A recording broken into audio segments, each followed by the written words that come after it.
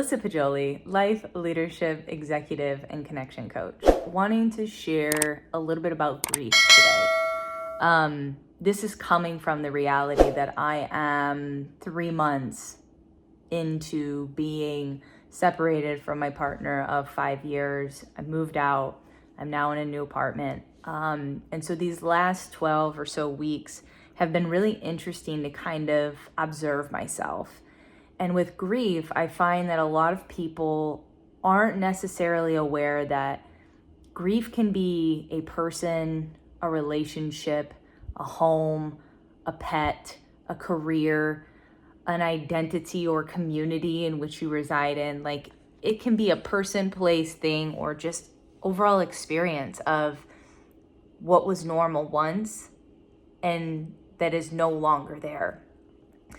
And what I find myself toggling between is this like true bittersweetness of loss, sadness, frustration, anger, disappointment, but then this new rebirth space of new beginnings, opportunity, community, new lifestyle, new habits, new location,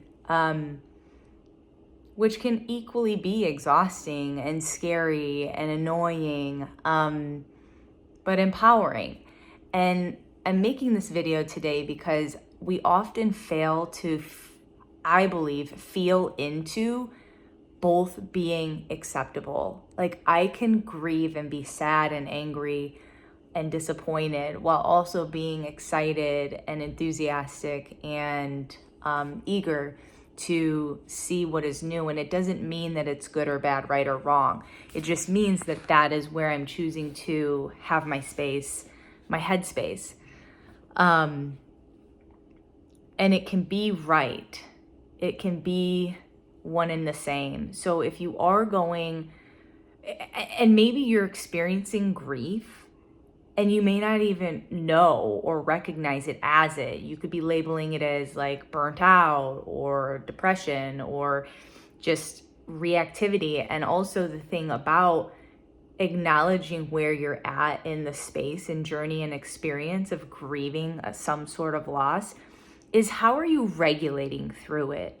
Some people use substance to regulate. Some people use movement. Some people read, journal. Some people avoid.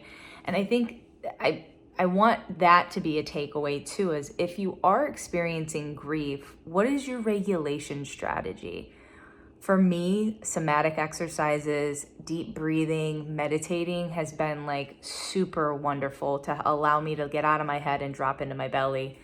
For other people, it may be surrounding themselves with close friends and loved ones.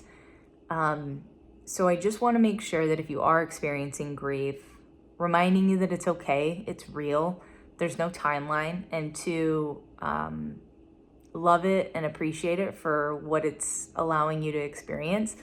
But then also remember that you have a choice to have a rebirth, create new beginnings, and regulating through all of that is going to be foundational for what your experience is in the process.